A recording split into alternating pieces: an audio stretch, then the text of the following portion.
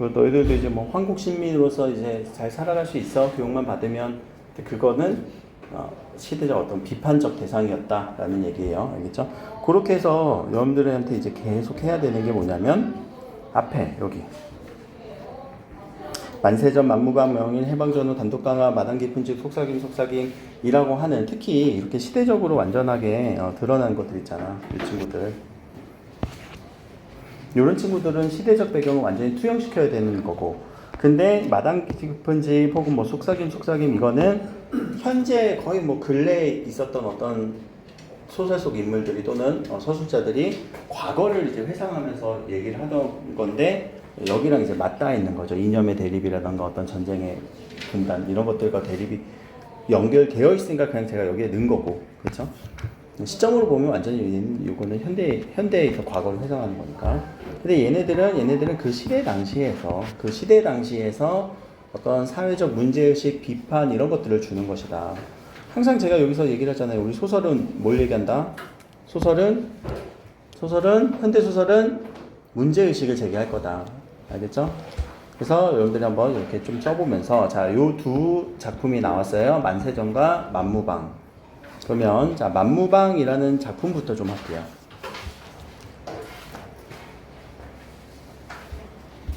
오늘 요 두 소설 빨리 볼 거예요. 뭐 문제 푸는 시간보다 그냥 시대적 의식 어디를 비판하는지 요 정도를 빨리 보고, 오늘은 또 저번에 우리 현대시 했었던 거 있잖아요. 현대시 오늘 안 갖고 온 사람 여기. 현대시 오늘 되게 많이 볼 건데 제 줄게. 없는 사람. 너도 파일로 줘? 없는 사람. 요거는 내가 또 이렇게 막 좀 써야 돼. 알겠지?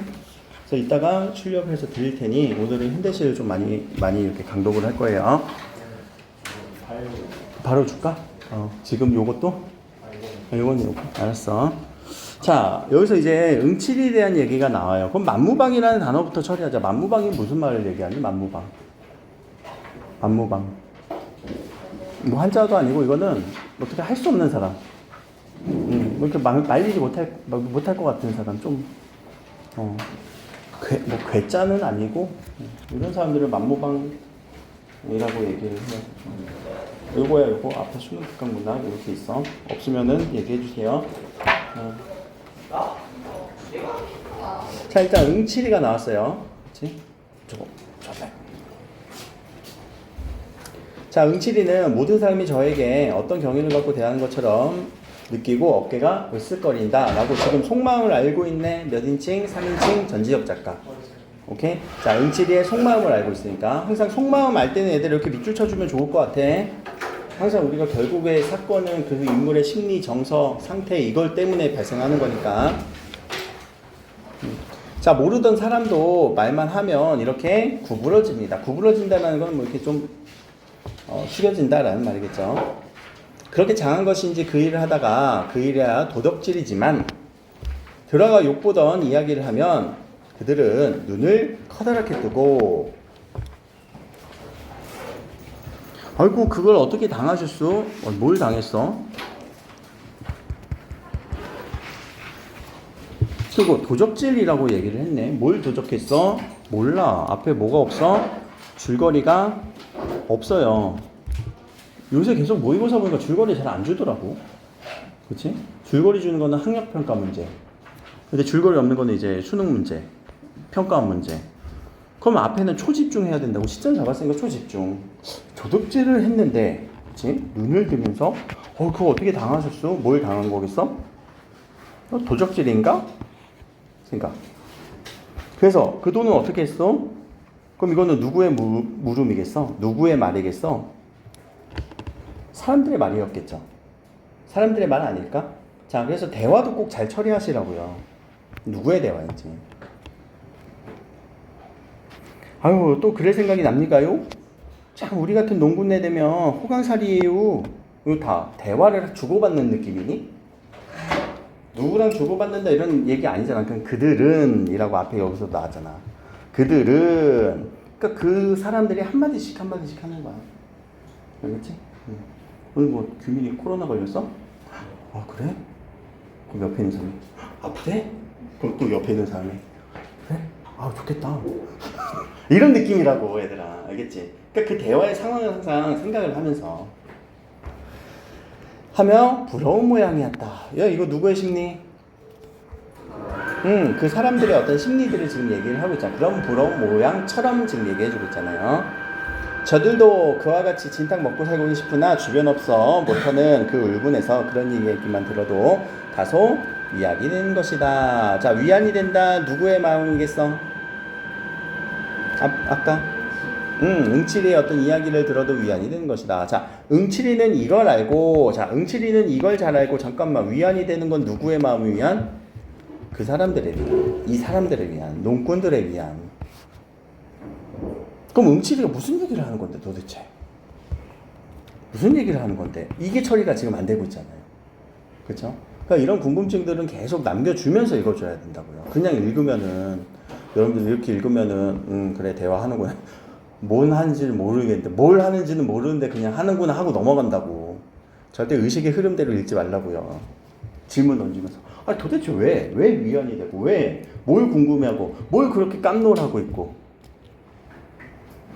자, 응칠이 이건 잘 알고 그 누구를 논에다 거꾸로 박아놓고 달아나다가 붙들려서 경치던 이야기를 부지런히 하면서 이 얘기를 하고 있구나. 그 누구를 논에다 거꾸로 박아놨어요. 그리고 달아나면서 붙들려서 경을 치던 놀랄만한 이야기를 부지런히 하면서 자네들은 아직 멀었어 라고 하면, 이거는 뭔가 자기가 이렇게 좀 뽐내는 느낌 아니니? 너희들은 아직 멀었어 이놈들아 하면 그들은 옳다는 뜻이겠지. 묵묵히 고개만 끄덕끄덕 하면서. 요것도 한번 볼까? 옳다는 뜻이겠지. 옳다는 뜻이겠지. 누구의 말에서, 누구의 입에서, 누구의 생각일까? 자, 일단 여기서는 대화는 아니죠. 서술이죠. 그렇죠? 서술이야. 그럼 서술자의 말이겠네. 그럼 옳다는 뜻이겠지. 누구의 생각 같아? 저거는 이렇게 끄덕끄덕하고 있어. 그들은 껐덕껐덕하고 있어. 근데 옳다는 뜻이겠지. 야, 그럼 이거 빨리 자, 엄매한 사람들 얘기합시다. 뭐뭐 하겠지. 확정이야, 추측이야? 엄매가 아니더라도 얘기는 해야 돼. 추측이지. 자, 시점 뭐였어? 전지적 작가 시점으로 우리는 읽었었지. 야, 근데 왜 다른 사람들의 마음을 왜 모르는 척하고 있을까? 오케이. 자, 이런 부분에서도 여러분들이 이거 초점을 하자구나. 오케이. 자, 우리가 저번에 시점 얘기하면서 초점하자 엄청 내가 강조했던 부분들 기억하셔야 돼요. 알겠죠? 초점하자의 특정 인물의 시각에서. 그래서 그럼 누구 기준으로 쓴 것 같아? 응칠이 기준으로 쓰고 있구나. 이런 한 문장을 우리가 놓치잖아? 헤매. 근데 처음부터 이걸 우리가 못 발견할 수도 있다? 그럼 나중에 이제 막 서술상의 특징 뭐 하다가 이제 나와서 엄청 찾게 된단 말이야. 그러니까 놓치는 사람들은 절대 서술상의 특징 문제를 먼저 풀지 마시라고요. 이거 바로 발견 못 하잖아, 우리 잘. 자, 그러면서 옳다는 뜻이겠지라고 해서 응칠의 생각으로 지금 추측을 하는 거란 말이야. 알겠죠? 자, 그런데 이번에 별을 훔쳐간 놈은 응칠이를 마구 넘보는 모양 같다. 이번에 별을 훔쳐간 놈. 이게 도둑질이 별 훔쳐가는 거구나. 별을 훔쳐간 놈이, 별을 훔쳐가는 어떤 도둑질 이야기구나. 그쵸? 그러면 응칠이는 마구 넘볼 때 응칠이가 했던 건 뭔데? 논에다 거꾸로 박아놨어요. 이렇게 했던 이야기예요. 응칠이는 뭔가 이렇게 누구를 이렇게 잡는 그런 역할이었네. 그치? 벼도둑질 하는 사람들은 잡는 느낌이었던 것 같아요. 자, 이렇게 생각하면 응칠이는 더욱 괘씸하였다. 왜? 넘보는 것 같으니까. 자, 그는 물풀의 몽둥이를 벗삼아 논두기를 질러서 산으로 올라갑니다. 그 이슥한 그물은 칠흑 같은 어둠을 얘기하겠죠. 그리고 길은 어둡고 언저리만 눈앞에 아른거립니다. 그럼 여기까지 느껴지는 거는 지금 장면을 주고 있네요. 그걸 우리는 뭐라고 해요? 두 글자, 미음, 시옷, 묘사. 그렇죠? 그럼 묘사는 우리에게 뭘 줘요? 분위기. 옆에 써줘, 모르면. 묘사는 분위기. 이거 묘사해주고 있네. 장면이네. 어느 지금 배경 장면 묘사해주고 있네. 분위기를 주네. 분위기가 지금 뭔가 일어날 것 같잖아. 그렇죠? 자, 그놈같이 칠마장은 느긋하리라. 그래서 이마를 벗어난 어귀에 고개를 하나 넘는다. 또 하나를 넘는다. 그러면 그 다음 고개야. 그 다음 고개 사이에 수목이 울창한 산 중턱을 비교되고 몇 마지기의 논이 놓여 있습니다. 라고 해서 이렇게 펼쳐진 장면, 산을 이렇게 넘는 느낌. 자, 응호의 논, 응호라는 사람이 또 나왔네요. 응칠이만 나오다가. 그러니까 인물 체크해 주시고. 응호, 응칠, 응자 돌림인가? 형제인가? 아니면은 친구인가? 모르겠네. 자, 길에서 썩 들어가는 곳이라 잘 보이지도 않습니다. 이제 응호의 논에 좀 더 초점을 맞춰서 지금 이야기를 할 것 같아요. 자, 벼도둑이라는 의심을 받는 상황에 처한 응칠이는, 자, 응칠이가 지금 이렇게 벼도둑이라는 의심을 받고 있어요. 그래서 진짜 진범을 잡기 위해 응호의 눈으로 향합니다. 자, 얼마나 되었나 몸을 좀 녹이고자 일어나 서성일 때였습니다. 논으로 다가오는 희미한 그림자 눈으로 보았습니다. 계속 응칠의 시선에서 보고 있죠. 그러고 보니 피로고 항고이고 다 딴소리다. 필요도 없고요. 요거 한자는 우리 몸을 녹인 거니까 좀 추운 거. 자, 고개를 내대고 딱 버텨서 눈에 쌍심지를 올립니다. 이거 행동묘사지? 행동묘사를 통해서 지금 이 인물의 어떤 심리, 생각, 정서를 표현해 주는 거야. 집중하고 있다. 이놈 잡아보자. 뭐 이런 생각을 하고 있네.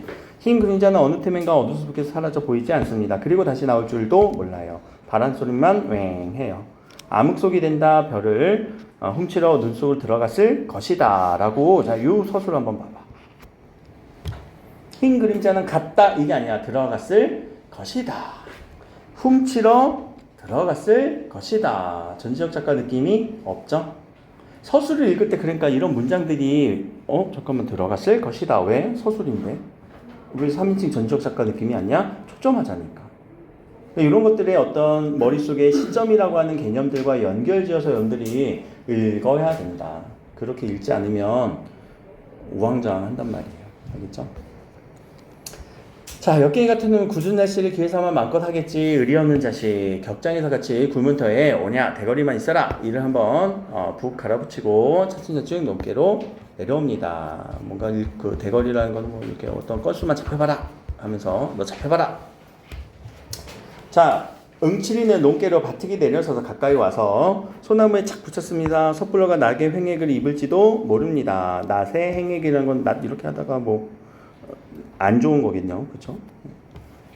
자, 훔쳐가고 나올 때만 기다리고 있습니다. 섣불리 가다가 야, 별을 수수할 때 낫으로 베잖아. 그치? 그럼 낫을 이렇게 베다가 내가 확 찔릴 수도 있었어. 그러니까 조금 더 나올 때만 기다리겠다. 누구? 응칠이. 자, 지났을까? 다시 나타났습니다. 그제야 나옵니다. 헝겊이 있었습니다. 뺑소니를 줬습니다. 이 남의 자식, 남의예요. 남의 별을 훔쳐가냐? 라고 하면서 굴러떨어집니다. 이제 사건들이 일어나네. 그리고 호되게 놀랐습니다.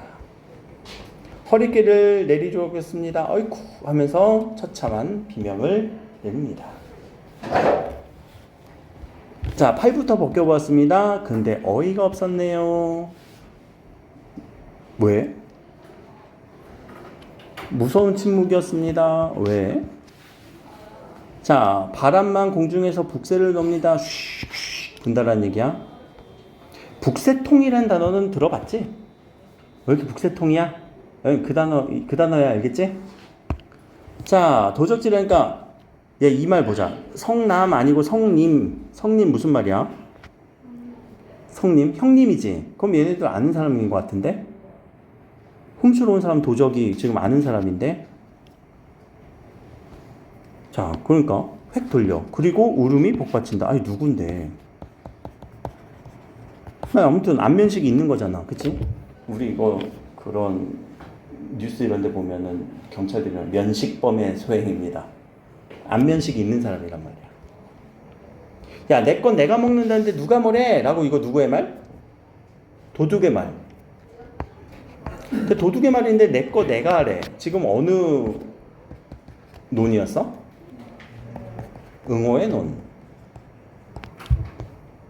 그러니까 형은 쿵 같아서 멍하니 섰을 뿐입니다. 잠깐만. 응호의 논의 도둑인데 응호가 도둑이래. 그리고 그거를 잡은 형. 잠깐만, 이게 왜 무슨 상황이냐? 이해되니? 처음 읽는 사람이 이해 안 될 거예요. 나도 거기에 맞춰서 읽고 있으니까 일부러. 자기 논에서 자기가 도둑질하다가 형한테 발각된 상황. 무슨 이거 뭐 쇼야 아니야? 자, 그러다 얼마 지나 산선으로 보찜을 들어봅니다. 이렇게 그의 심정을 알 수 없습니다. 별을 논에다 도로 털어버렸습니다. 그의 암에 치마이겠지 검은 보자기 척척해서 들었습니다. 내 걸 내가 먹는다. 그야 이를 말이라 하나. 내 걸 내가 훔쳐가는 그 운명도 얄궂거니와. 자, 내 걸 내가 먹는다가 아니라 여기서는 지금 뭐라고 정리해서 훔친다. 그것도 아우야. 그러면서 눈물 흘리면서 시오리를 남쪽으로 산속으로 들어가면서 집에 있는 투실투실한 황소 그런 것들, 그래서 아우의 뒤를 밟았습니다. 아우야, 야, 좋은 수가 있다. 네 원대로 돈을 해줄 테니까 잠깐 다녀오자 라고 이렇게 얘기했습니다. 자, 이놈아 라고 악에 받지요. 자, 맞아. 빨리 읽을게요.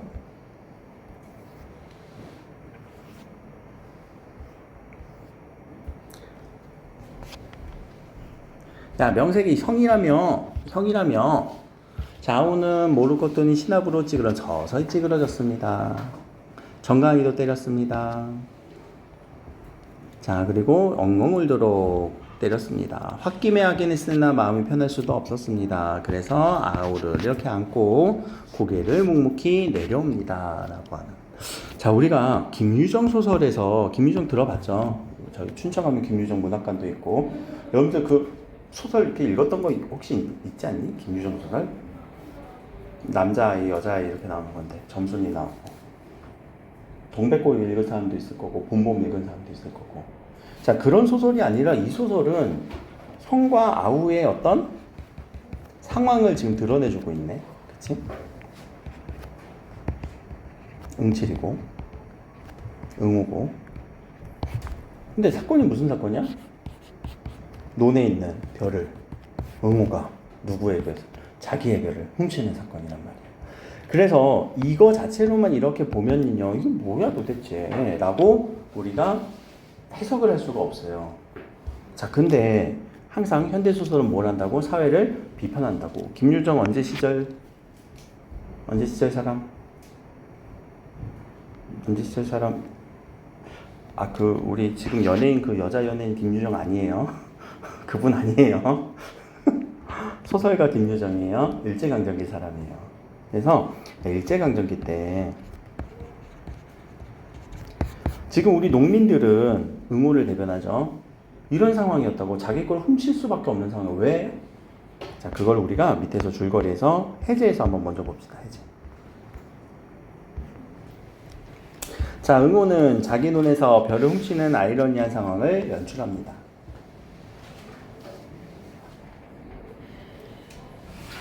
자, 그것을 이제 어디랑 연결해야 되냐면 밑에 식민지 농촌 현실의 구조적 모순입니다.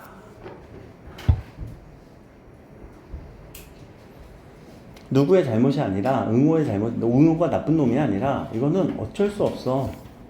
식민지 농촌의 구조적 모순이야. 그래서 줄거리 살짝 읽고 요거에 대해서 다시 설명할게요.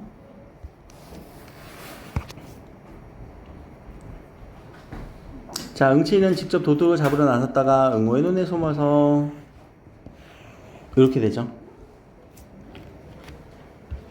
그리고 이 장면이죠. 마지막 장면. 그럼 자, 만약에 이게 연계가 된다면 뭐 요렇게 살짝 연결해서 연계가 될 수도 있어요. 근데 그 전에 우리가 만무방이라고 하는 말은 여기서 염치가 없는 사람, 막대 먹은 사람, 자, 이런 사람으로서 응칠이는 이 당시 어떤 사람이에요? 농꾼이었으나 몰락했어요. 그럼 이거는 개인의 잘못으로 우리는 해제해서 이미 읽었잖아. 개인의 잘못을 안 볼 거라고. 왜 몰락할 수밖에 없었을까? 얘는 하나. 두 번째, 아니 응호는 왜 자기의 논에 있는 것을 왜 훔칠 수밖에 없었을까? 둘이라고 했을 때, 자, 우리가 요거 지주제를 알아야 돼요. 지주라는 사람은 누구? 응? 땅의 주인. 그럼 땅의 주인 앞에 우리가 대지주라고 하면은 땅이 많은 사람이겠지. 그럼 그 사람이 우리가 혼자서 땅을 관리했으니까 중간에 중간 관리인을 줄 거란 말이에요. 그래서 이 사람을 뭐 사음이라고 하기도 하고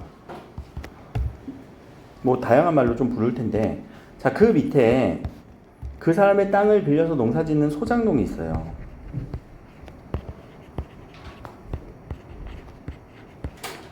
그럼 소장농은, 물론 이건 소장농 번외로 얘기하는 거고, 소장농은 자기가 곡식을 열심히 농사를 할 테니 그거의 일정 부분 뭐 30%만 이렇게 준다거나, 왜냐면 대지주 혼자서 농사 다 못 짓잖아, 그렇지?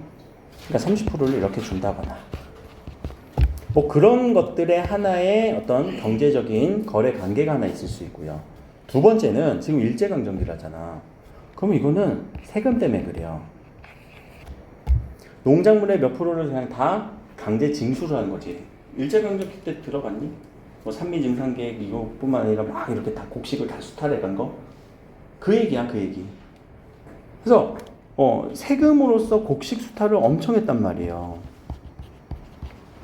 그럼 자 보자. 곡식 수탈이라는 거는 강제로 뺏어가는 게 아니라 세금처럼 이렇게 부과해서 걷는 거거든. 내가 우리 집에서 곡식을 벼를 10가마를 생산을 했어요. 아이고 잘했네. 세금 내 얼마? 50%.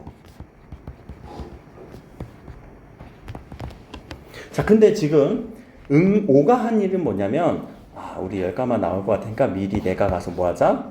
도둑질을 하자. 한 5가마를 내가 도둑질을 하는 거예요. 그러면 여기서 이제 생산된 건 몇 가마? 5가마죠. 그럼 거기서 50% 세금 내세요 하면 2.5가마를 낸단 말이야. 그러면은 실제로 농사 지은 사람이 가져갈 수 있는 건 내가 도둑질을 했겠지만, 그래서 이 정도를 가져갈 수 있단 말이야. 그래서 과도한 세금으로 뛸 바에는 그냥 내가 몰래 들어가서 우리 돈을 내가 훔쳐가겠다라고 하는 이 말도 안 되는 모순 아니니? 모순? 내가 내 눈에서 훔쳐. 내가 내 눈에 있는 별을 훔쳐. 자, 그것을 우리는 어떤 현실의 구조적 모순이라고 지금 여기서 표현을 한 거예요. 그걸 아이러니라고도 얘기를 한단 말이에요. 그래서 이런 식민지 시대의 이런 농촌 현실에 대한 이야기, 그것이 지금 만무방에 대한 얘기였고, 김유정 소설 제가 아까 얘기하면서 뭐 봄봄, 동백꽃, 그게 남녀간의 어떤 사랑 이야기처럼 되게 느껴지지만 그것도 아니다. 그 일제강점기 속에서 대지주 밑에서 마름으로써 사음도 있었고 마름이라는 단어도 있었지. 그 마름의 딸인 전순이와의 관계였단 말이야. 그 남자아이는 누구였어? 소장농이었고, 소장농의 집안이었고. 그러니까 마름의 딸은 막 와서 막 이렇게 그 동백꽃인지 봄봄인지 나도 맨날 헷갈리는데 네 집엔 이거 없지 하면서 막 자랑질하면서 감자도 주고, 근데 나는 그 감자가 사랑 표현인지도 모르고 시무룩해지고 막 그런 거란 말이야. 또 그거에 열받은 막 점순이 닭싸움 시키고 그랬어요. 동백꽃이었나 보다. 자, 그런 모습도 왜 마름의 횡포가 되게 심했으니까 그걸 아이들에 투영시켜서 이렇게 보여줄 거란 말이야. 알겠지? 그러니까 그런 식으로 우리가 어떤 사회와 연결지어서 현대소설을 조금이라도 이해하려고 하시고 들어가셔야 됩니다. 물론 문제 풀어내는 포인트는 뭐 원래대로 하겠지, 그치? 문제 포인트는 똑같으니까. 그렇죠? 그래서 여기서 마지막 일제강점과 농촌시대 부조리함을 부각하면서 농민들에 대한 연민을 환기합니다 라는 보기 부분 아랫부분에 있는 저 문구를 하나 이해하시고 그거를 만무방이라는 제목이랑 연결하세요. 왜 이렇게 염치 없이 살아가는 사람들이 되었을까? 일제강점기 속에 염치 없이 살아가는, 또 도둑질까지 하게 되는 이런 현실. 그래서 이거는 사회 구조적인 모순이다 라는 얘기. 근데 사회 구조적 모순은요, 이게 일제강점기만 나오는 건 아니에요. 그 다음에 제가 이렇게 또 소설을 또 드릴 부분, 우리 문학에서 현대소설 파트 2가 뭐냐면은 산업화예요. 도시화예요. 그래서 이거는 미리 예고를 하지만 산업화 도시화에서도 사회 구조적인 모순들이 일어나요. 일하는 사람들은 많어. 일을 열심히 해. 근데 가난해. 누구만 부자가 돼? 자본가들만 부자가 되는. 그래서 그런 사회 구조적 모순이라고 하는 이런 말들이 좀 개념적으로 머릿속에 주제 의식적으로 개념화되어 있으면 좋을 것 같아요. 알겠죠? 요 문제는 한번 풀어보시고요. 앞에 가서 우리 바로 할게요. 만세전. 그럼 잠깐만 쉬자 우리. 지금 오래되진 않았으니까 한 2분만 쉴게. 2분만 쉬었다가 할게. 아니, 눈 감고 풀 수는 있지만 OMR 카드 마킹을 못 한단 말이야. 눈 감으면. 눈 감고 풀 수는 있지. 이렇게. 야, 눈 감고 안 풀릴까? 풀리지 당연히. 왜? 문제 딱 보고 눈 감고 생각할 거야. 자, 보시죠. 자, 만세전입니다. 만세전 무슨 뜻일까? 일제강점기 소설이에요. 만세운동 하기 전. 그럼 몇 년도 얘기겠니? 1919년 몇 월 얘기겠니? 몇 월? 2월 얘기예요. 만세운동 하기 바로 직전에 우리나라의 분위기. 왜? 3월 1일 날 일어나잖아. 그치? 자, 시점이고요. 시점에서는 지금 나의 관찰자 시점으로서 지금 얘기하고 있어요. 나의 어떤 주변을 이렇게 보면서 내가 관찰하는 장면들을 얘기할 거란 말이에요. 그러니까 줄거리가 없는 상황이니까 우리는 되게 집중해서 읽어줘야 된다. 질문 던질 거 다 던져주고 얘 왜 그러지? 알겠지? 자, 첫 번째 대화가 나왔어요. 일본 갔다 오시는 분은 모두 그런 양복이 있습니다. 라고 하며 걸자는 외투 위로 내다보이는 학생복 깃달린 큰 글자를 보고 오셨습니다. 라는 그 사람은. 그럼 자, 일본 갔다 오시는 분은 누구겠어? 이 사람이겠어? 아니면은 나겠어?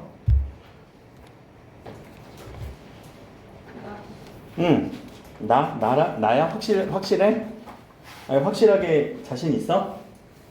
그 사람은 웃었대. 근데 나보고 이렇게 얘기를 한 것 같아? 나라고 할 수 있겠어? 아니, 모르겠다고 나는 모르겠어. 아직 모르겠어. 조금만 유보.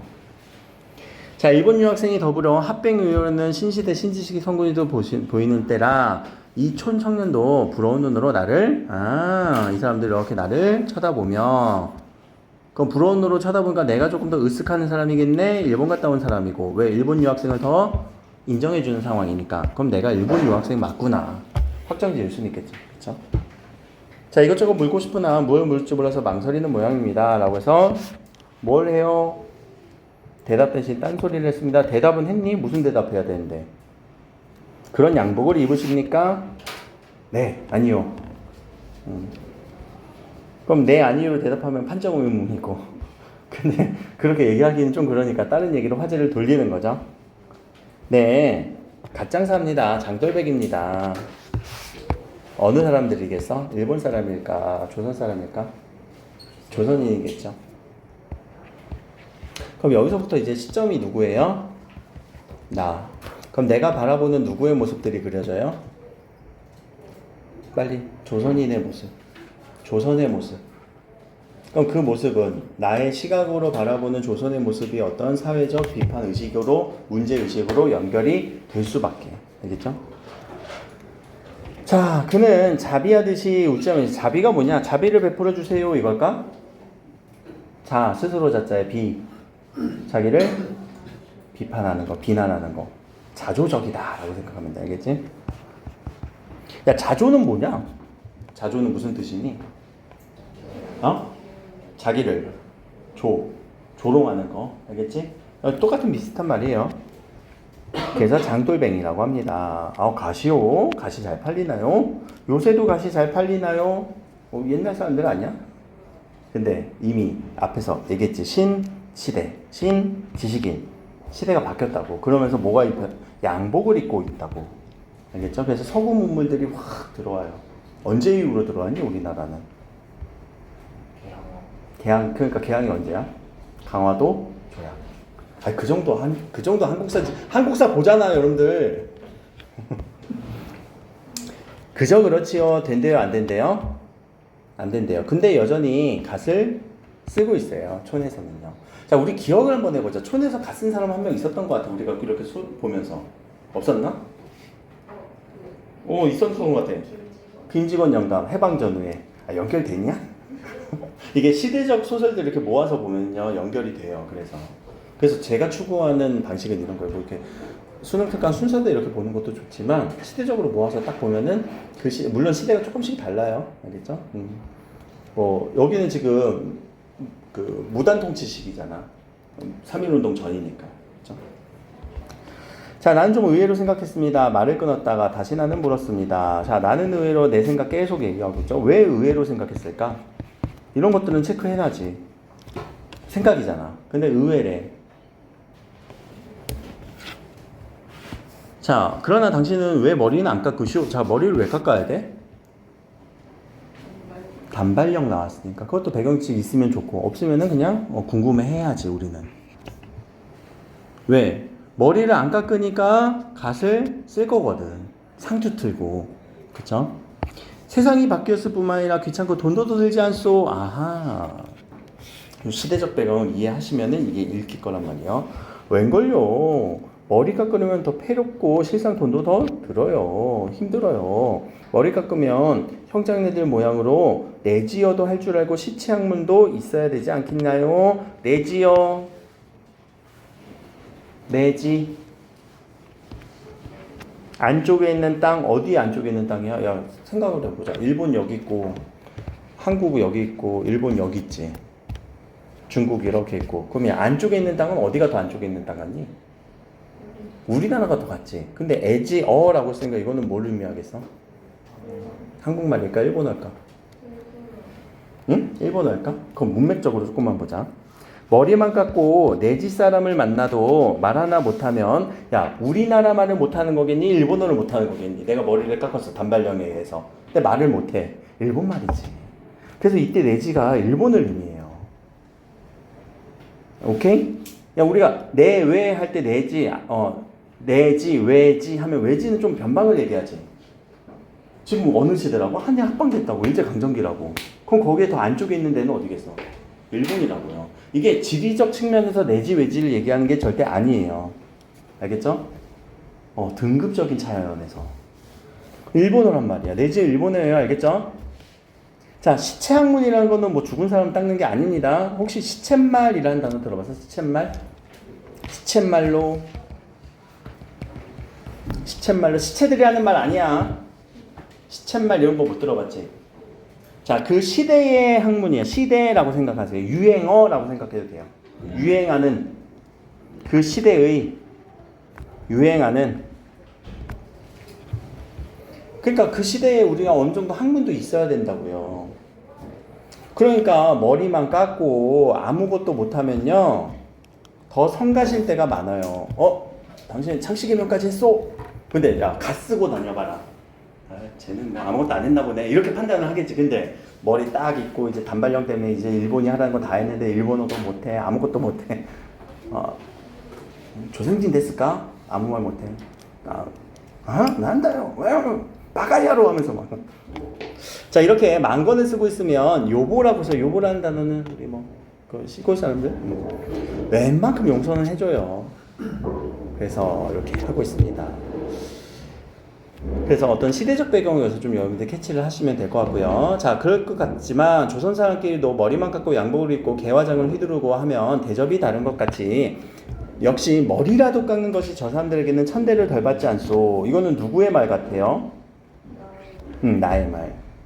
그래서 요번한 소리만 들을 것 같아요 라고 나는 잘 모르면서 얘기하는 것 같아. 마치 좀 자기는 조선 사람 아닌 것처럼 얘기하지 않니? 조선 사람끼리라도 자기 조선 사람 아닌 것처럼. 그럼 이 사람이 일본이니까? 그건 아닌 것 같은데. 근데 아까 어디 갔다 온 사람이라고? 유학 중. 일본 유학. 일본을 유학을 하고 온 사람이에요. 근데 유학을 하고 끝마치고 온 게 아니라 이 과정 속에서 만세전 혹시 일고는 배웠지? 기억나? 기억 안 나? 배에서 가방 털고. 그거는 이제 여기서 이제 그 배에서부터 얘기고, 이게 아내가 위독하다는 얘기를 듣고 이거 오게 되는 거예요. 오는 장면이에요. 일본에서 유학 중에 전보를 받고 이렇게 배를 타고 오다가 차별도 받고 또 이렇게 쭉 부산부터 해갖고 우리 서울까지 쭉 오는 그 과정을 얘기하는 거예요. 자, 나는 걸자의 말이 일리가 있다고 하고 동정을 하면서도 무엇 하나 들어보려고 이렇게 물었습니다. 자, 그렇게 천대는 받을 뿐이지만 머리나 깎고 모자를 쓰고 개화장이나 짚고 다니면 가는 데마다 시달려요, 빰 얻어맞아요. 그러니까 지금 하나로 융합이 안 된 느낌이지. 그치? 일본인 사람인 척 하면은 되게 심리적 반발감이 있었다라는 얘기예요, 여기서.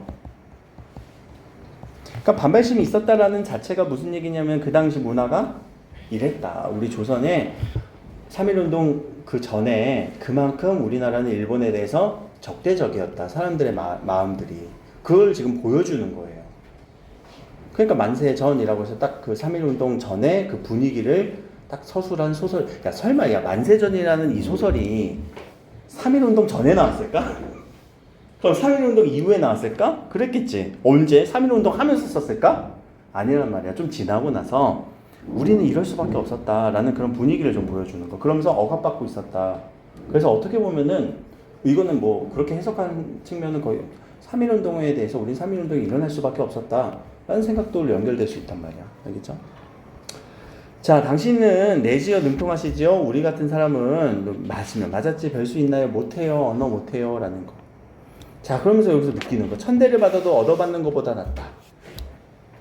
그도 그럴 것이다. 미친 채하고 떡 목판에 엎드려진다는 셈으로 미친 채하고 어리광 비슷한 수작을 하거나 이런 행사를 하여 어떻게든 저편에 호감을 사고 저편에 웃기만 하면 목전에 닥쳐오는 핍박은 면할 것이다. 속으로는 요놈하면서 얼굴에 웃는 빛을 띠면 당장에 급한 욕은 면할 것이다. 자, 누구를 이해하는 생각이에요? 나가 지금 만났던 조선인들. 어떤 조선인들이에요? 조금만 더 수식어 붙여보자. 갓을 쓰는 또는 장돌뱅이들을 혹은 내지어를 하지 못하는. 그러니까 일본 우리가 한일협방에서 우리가 뭐 한국 시민으로서 이렇게 뭐 일본으로 살아간다? 아니 그거 싫어하는 사람들. 그래서 미봉책이란 말이에요. 미봉이라는 단어는 뭐니? 공포, 경계, 미봉. 잠깐 미봉, 그치? 그러니까 잠깐 맞으면 되지, 아씨. 이런 거지. 갑자기 뭐 맞으면 되지 하니까 순간적으로 나의 중학교 때 기억들이 떠오르네. 시험 보고 나면은 맨날 틀린 개수만큼 때리는 선생님이 있어가지고 라떼는 맞았어요. 아씨 맞으면 되지. 자, 이런 것들 모든 것에 숨어 사는 조선 사람들이 가장 유리한 생활 방도예요 라고 자 생각해보자. 진짜 이게 유리한 걸까? 이게 진짜 유리한 걸까? 그럼 이렇게 표현하는 거 우리가 무슨 표현이라고 할까? 헷갈리지 마세요. 둘 중에 하나인데 진짜 유리한 건 아닌데 유리하다고 했잖아. 어? 아니 이거 표현법으로 얘기를 하라고. 둘 중에 하나라고. 아유 몰라? 역설 아니면 반어인데.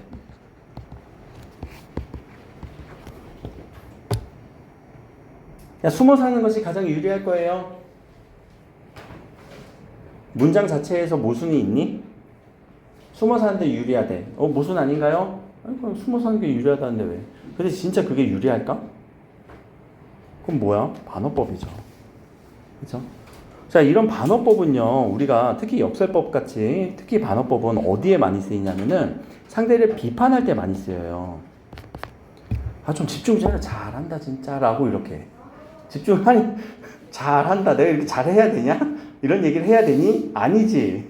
갑자기 찔려? 집중하라고. 잘한다. 상대 비판할 때 우리가 반어 많이 쓴단 말이야. 알겠지? 그러니까 이렇게 서술을 해버리고 있어. 그럼 이거는 당연히 시대 비판이겠지.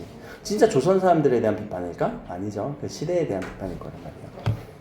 자, 실상 생각하면 우리는 이러한 생활 철학가 오늘에 터득한 것은 아닙니다. 봉건적 성장과 관료 존재 밑에서 더 깨고 안고 이런 껍질이지만 그 속으로 점점 파고들어 지금의 우리 생활이 됐습니다. 라고 이렇게 생각을 하고 있고. 자, 내지인과 동등한 대우만 해주면 나중에 어떻게든 살아갈 수 있겠죠. 라고 얘기를 했는데 다소 말을 이어갔습니다. 이제 서울에 도착했습니다. 그래서 아내가 죽었어요. 동경에서 교분을 나왔던 카페 여급 정자에게 일을 그만두고 대학에 입학했다는 편지를 보고 답장을 씁니다. 이어서 모든 것이 순조롭게 해결되고 학교로 들어가시게 되었다 하오니 얼마나 반가운지 모르겠습니다. 누구?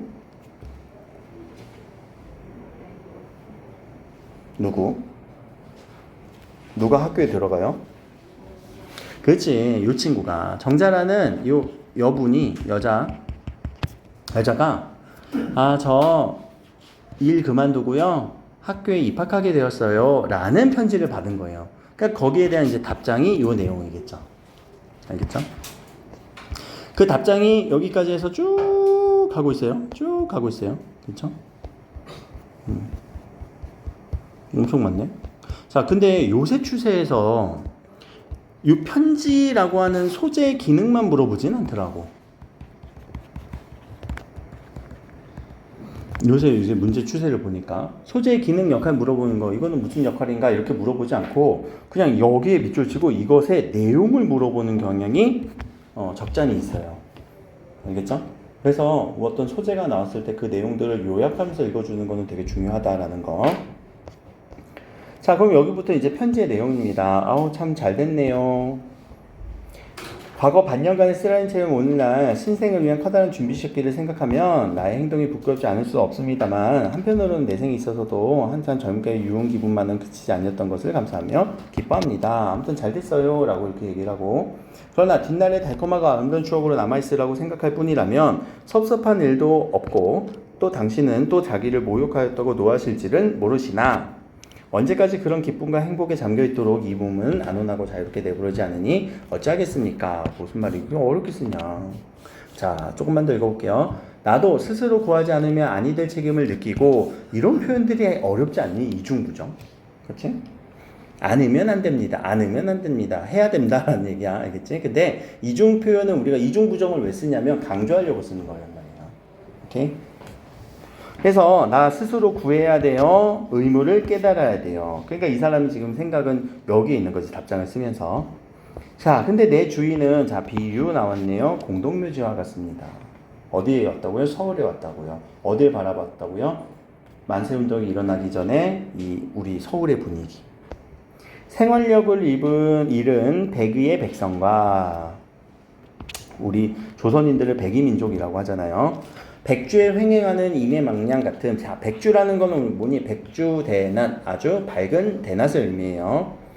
그런 존재가 뒤덮은, 요거 하나만 얘기하자. 얘들아, 요렇게 각주가 표현되면은 각주에서 이렇게 되게 길게 얘기하잖아. 근데 여기서 그냥 한 단어, 핵심 단어만 딱 뽑아봐. 뭐 같아? 도깨비. 알겠지? 이렇게 바꿔서 치환시켜서 읽어줘야 돼. 이거 너무 길게 읽으면 오히려 내용 파악하는데 어려워. 백주에 횡행하는 도깨비 같은 존재. 이렇게 읽어야 조금 더 쉽게 읽히지. 그럼 야, 도깨비라고 주면 되는데 뭐 이렇게 길게 주냐? 헷갈리라고. 알겠지? 그러니까 한쪽만 딱 뽑아서 읽어줘야 돼. 핵심만. 자, 도깨비 같은 존재가 뒤덮은 이 무덤 속에 들어앉은 나로서는 꽃의 서울에 호흡하고 춤추기를 바라겠습니까? 자, 눈에 보이는 것, 귀에 들리는 것 하나가 내 마음을 부드럽게 어루만져주고 용기와 희망을 돋워주는 것은 없으니 이러다가 약한 나에게 찾아올 것은 질식밖에 없을 것입니다. 나 이렇게 힘들 것 같아요. 그러니까 나 어떻게 해야 된다고요? 나 구해야 돼요. 나 스스로 찾아가야 돼요.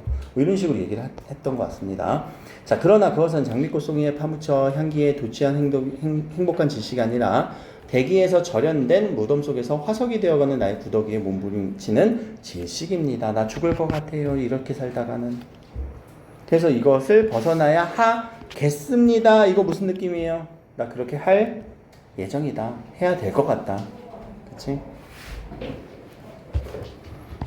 그럼 이 사람이 뭐가 부족했다고? 유학 중이었는데. 근데 혹시 매너리즘이란 단어 알죠? 어떤 그런 시대적 매너리즘이 좀 빠져 있기도 하고, 이렇게 내가 몰랐던 조선의 현실을 알게 되면서 충격을 받는 그런 상황이에요. 그런 것들이 이렇게 공동묘지라는 이런 단어들로 표현이 된 거고요.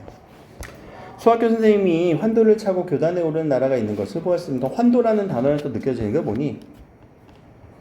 검. 샤벨. 혹시 그거 알아? 우리 이번에 펜싱 경기에서 무슨 종목 있었지? 사브르. 아니야, 맞아. 프랑스어야. 맞아, 이 칼이야, 이 칼. 제복칼. 제복칼이 환도고. 맞아, 그렇게. 근데 옛날에 저렇게 썼단 말이야. 이해되네? 이해가 아니라 그냥 납득이 돼? 자, 나는 그런 나라 백성입니다. 지금 이런 처참한 상황의 나라입니다. 고민하고 온해한 삶을 존경하시고 편을 들어주신다는 그 말씀 너무 감사합니다. 그러나 이게 나 혼자 스스로 하는 고민입니다. 성찰하는 고민입니다. 그래서 발길과 채찍 밑에 부대끼면서 숨이 죽어 엎드려 있는 거세가 된 존재에게도 존경과 동정을 느끼시나요? 나에게도 이렇게 연민을 느껴주시나요? 하도 화가 나고 미운증이 나는 법입니다. 라고 미운증이랄 때 무슨 증, 갈증처럼 그런 증상을 얘기하죠. 호. 연민의 정이 있을지 모르나 연민 아무것도 구하는 길은 못 됩니다. 그래서 천지는 참혹한 사륙의 피비린내가 나는 휴전조약이 성립되고 하지 않습니까? 잠깐만, 휴전이니까 이거 잘못 읽으면 안 된다. 6.25 아니에요. 뭐가 휴전이란 얘기야? 뭐가 휴전일까? 구주의 천지, 구우주 유럽이에요. 그럼 유럽에서 휴전조약이 있었대. 어떤 전쟁? 세계 1차 대전. 자, 부질없는 총칼을 거두고 이제 제법 인류의 신생을 생각하려는 것 같습니다. 그러나 이 땅은 안 그렇다. 세계는 이렇게 바뀌는데, 세상은 이렇게 지금 바뀌는데 우리는 아닌 것 같아. 그래서 숨이 막힙니다. 그러니까 조선의 현실을 목도하고 바라보고 거기에 들리는 어떤 환멸감에 대한 얘기라고요. 그렇죠? 자, 우리 문학의 도는 자유롭고 진실된 생활을 찾아갔고 그것을 세운 것이 본령이가 합니다. 이 사람들이 이제 그 문학으로 유학을 갔던 사람이고, 아까 이 여급 정자 그 여자 직원 이분도 그 카페에서 만났을 때 그 문학에 대한 이야기를 이렇게 얘기한 거예요. 자, 우리 교유에 우리의 우정이 이것으로 맺어지지 않는다면 거짓말입니다. 우리의 백성 그리고 당신의 동포 진실된 생활을 찾아가는 자각과 밟은 위에서 싸우는 신념은 없이는 우리의 우정도 헛소리입니다. 우리가 이런 게 필요하다라는 거지. 이런 상황일수록. 여기까지. 자, 여기까지가 편지에 대한 내용이고, 나는 형님이 떠날 때 초상에 쓰고 남은 것이라고 노잣돈, 노자라는 건 길 갈 때 우리가 금전을 얘기하죠. 자자가 자본할 때 자자고 노자가 길 노자예요. 자, 용돈으로 300원 속에서 100원을 이편지함께 붙여 주었습니다. 이 300원 속에서 100원을 준 게 도대체 얼마나 되는 걸까? 300원 속에서 100원을 주는 거. 얼마나 될까? 얼마일까? 내가 그냥 어림 잡아서 계산하면 100만 원 정도 붙여준 것 같거든요. 내 생각에는. 지금 현대 시대 물가로. 아니, 광동은 알 거란 말이야. 황수건 아저씨한테 돈 주는 달밤이란 거 기억나지? 그치? 그리고 의고도 기억날 거란 말이야. 돌다리. 황수건의 달밤과 의고의 그 돌다리가 같은 시대야. 황수건의 달밤에서는 3원을 주고요. 돌다리에서 창섭은 건물 지으려고 뭐가 얼마나 필요했니? 얼마인지 모르지. 아무튼 요 3원이 한 30만 원 정도 됐거든. 근데 이거를 막 그렇게 막 다 하기에는 100원 선생님 100원 줬으면은 엄청난 건데요. 30만 원, 300만 원이 아닌데. 근데 이게 또 시대적으로 물가가 조금씩 달라져요. 알겠죠? 그래서 그냥 어느 정도인지 감이라도 잡으라고 내가 얘기한 거는. 알겠죠? 한 100만 원 정도다. 적지 않은 금액이다. 그러니까 그 정도로 생각을 하세요. 그러니까 왜냐면 우리가 뭐 한 10,000원 정도 보내줬다. 그러면 혹시 다른 의미가 있을 줄을 착각을 하겠니? 그게 아니란 말이에요. 그래서 좀 꽤 그래도 정성을 보냈네 라고 생각을 하시고, 자, 새 출발을 축하하는 의미라고 한마디 쓰고 다소 부조가 될까 해서 보낸 겁니다. 근데 나의 의도는 이런 거죠. 다시 들르지는 않으려고. 그래서 어떤 채무감을 좀 변제하는 느낌으로, 내가 거기에 안 주는 느낌으로 이렇게 돈을 보내면서 축하합니다 라고 이렇게 보냈던 돈이고, 자, 다시 해제부터 볼게요. 자, 일제강점기 지식인의 내면이에요. 항상 우리가 지식인이 항상 고민하는 것 같아요. 왜냐면 일제강점기 속에서 얘네들 무력하거든. 그리고 하나 더, 식민지 현실에 대해 형상화하고 있는 거예요. 형상화라는 거는 무슨 말로 바꿔주면 된다고? 표현하고 있었다. 자, 그래서 나는 동경용 인체의 신태를 다하면서도 정근대적 가치관에 벗어나지 못하는 조선 백성의 모습입니다. 그래서 공동묘지라고 생각을 하게 됩니다. 만약에 진짜 시험에 나오면 이 공동묘지라는 부분이 나올 가능성도 커요. 근데 이렇게 일본을 비판하는 소설은 나올 것 같지는 않아요. 요새 보니까. 뭐 독도도 철거하고 있고 막 이런 거 보면. 자, 냉소적입니다. 무기력합니다. 그래서 여기 보자. 원점 회귀형 또는 여로형 구조 이게 나중에 혹시 나온다면 보기에서 많이 나올 수 있어요. 자, 원점 회귀형, 여로형, 일단 여로형부터 해보자. 여로 무슨 말일까? 여로형 구조래. 여로. 여행의 길로. 길. 그러니까 여행의 길 속에서 어딘가 가는 길 속에서 라는 걸 우리는 여로형 구조라고 해요. 소설의 구성 방법이에요. 알겠죠? 자, 근데 원점 회귀형이래. 회귀야 어디로 돌아가? 다시 출발했던 곳으로. 얘 서울 왔다 어디로 돌아가? 일본으로. 그 말이에요. 알겠죠? 그럼 돌아가지 않는 것도 있나요? 네, 돌아가지 않는 것도 있어요. 광동은 기억나는? 삼포 가는 길. 그치? 안 돌아가잖아. 물론 삼포로 가긴 하지만. 그런 거예요. 그래서 이 여로형 구조 정도만 생각을 해주시고. 자, 근데 이걸 어디로도 연결해버려? 적극적인 대응으로 나아가지 못하고 인식의 심화에 머무르고 만다. 인식의 심화에 심화 좋은 거 아닌가요? 심화 학습 아니야. 이때는 생각만 하고 만다고. 생각만 하고 만다. 그럼 다시 어디로 돌아가? 일본으로 돌아가. 다른 변화를 못해. 그래서 이걸로 지금 연결을 짓고 해석을 하고 있구나라는 그런 보기와 연결될 수 있는 얘기. 자, 여기서 보면 아내가 위독하는 전보를 받고 귀국길에 오릅니다. 감시를 받고 멸시하는 발언을 들으면서 분개합니다. 까지가 의고 기준으로 봐서는 여기가 이제 교과서에 실렸던 부분이었어요. 2학년 때. 한편 조선 땅에서는 피폐하게 살아가고 있는 이런 모습. 이게 지금 우리가 봤던 모습이죠. 그렇죠?